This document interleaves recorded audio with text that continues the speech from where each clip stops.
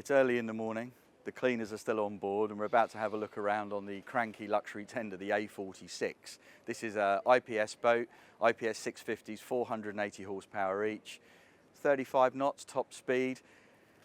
And it's interesting that Cranchi have called this boat a luxury tender, but it's a lot more than that. It's a very good, a very impressive standalone boat.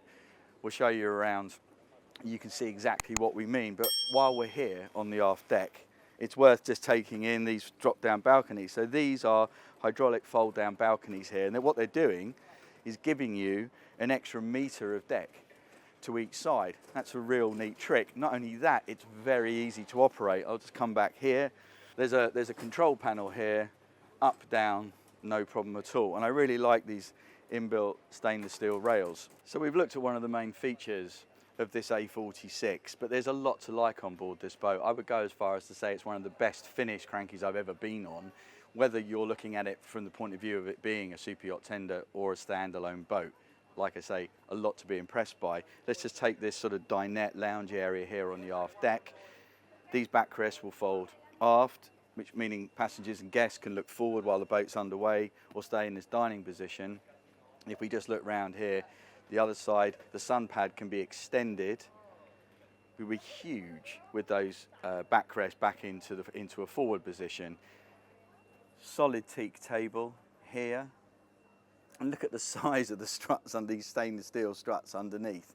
There's a lot of size, a lot of, you know, the sort of masculinity, the sort of the boldness and power of the exterior continues on board. This hard top with its fins, sort of architectural feel, but look at the size of these side pillars here, and they're not just left open. We've got glass infills here, which are going to create a little bit of protection for guests. Like I say, a really impressive level of finish. There's an awful lot of tactility on the boat, lots of things to touch. Let's just look at this. This is the wet bar. Ordinarily, I'd expect this just to be a GRP, a glass fibre wet bar. Not here, we're talking solid teak doors. We've got a fridge and a freezer under here. We'll lift this up. Aluminium infill there, like a heat reflector. We've got a hob, we've got a barbecue, we've got a sink. Everything is really well finished and everything feels solid. Double gas struts on here. And look, no nonsense clips just to hold it down. Let's look over the top here to the helm position. Obviously, key area on this boat.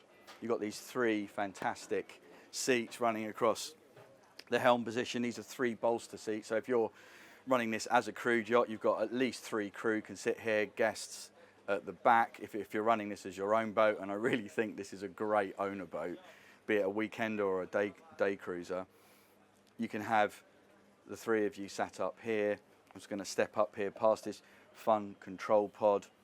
We've got twin screens, radar one side and chart plotter on the other. So, you know, serious cruising package, throttle controls, joystick control. That's the key feature really for the IPS. Gives you very intuitive, very straightforward close quarter manoeuvring with one hand.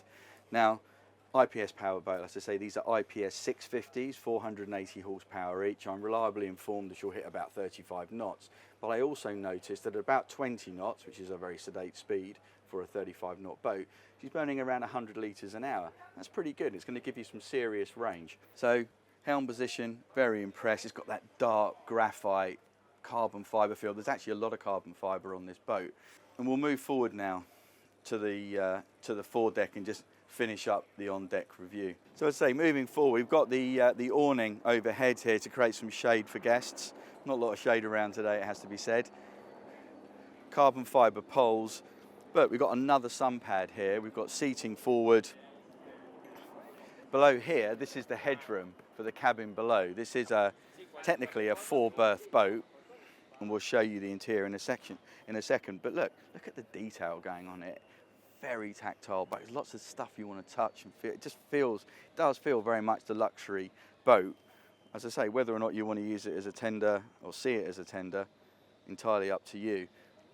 Like these, look, everything's beefed up. We've got these double arm, really serious looking wipers. I really feel like Cranchi have done everything they can to produce a real high quality boat here. And it is a proper boat. We're talking 46 feet. This is not a small boat. So 46 foot means going over the water, you're going to have a smooth ride, a confident ride, not going to get pushed around by your sort of typical chop and what have you. And look how deep these decks are, this bulwark here. It's a proper boat. This is not just a toy, shall we say. I feel very few boats in this class that feel as solid and as usable as this A46. So ostensibly, Cranchi see this as being a day cruiser, a luxury tender day cruiser, but I'll say it again, I see it as a very, very good standalone yacht. We've asked the guys here just to turn this into a bed for us. I just think it's a bit more descriptive than the bench. So normally you've got a bench seat here. We've asked them to pull the bed out. Took a couple of minutes, but I think once you've got the hang of it, it'll be a very quick and very straightforward process. And you've got everything you need stows within the mechanisms. You haven't got to take cushions out of cupboards or anything along those lines. So what you've got here is a proper double bed. This then becomes a proper cabin. Lots and lots, rather like with the deck, lots of tactility, lots of detail. I really like these leather tags here, which operate the latches, but there's a lot going on. It's not just about latches and openings.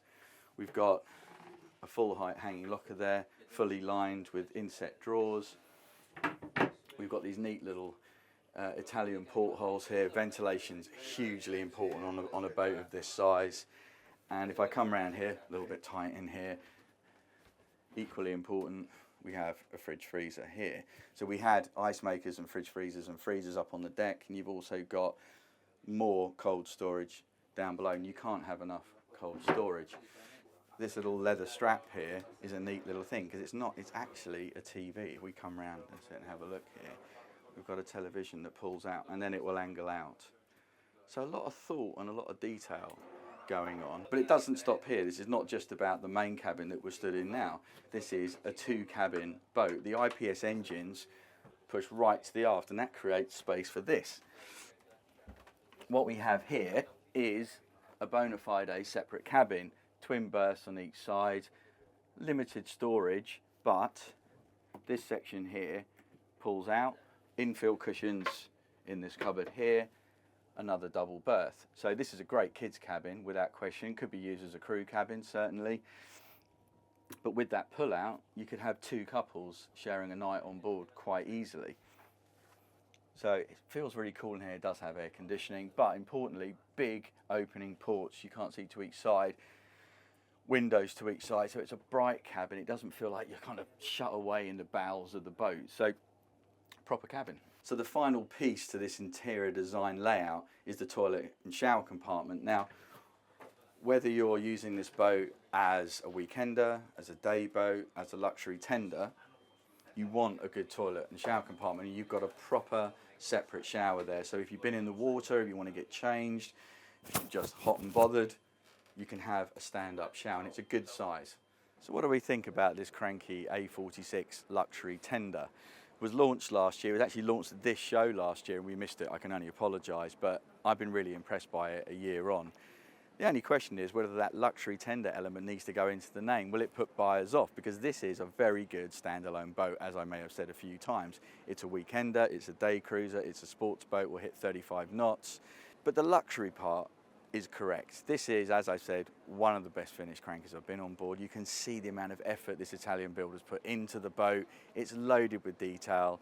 It's got great design, but there's so many elements to it, and all those elements are beautifully finished. So I'm really impressed with this boat. If you're looking for a high-end day cruiser, weekender, it's well worth a look.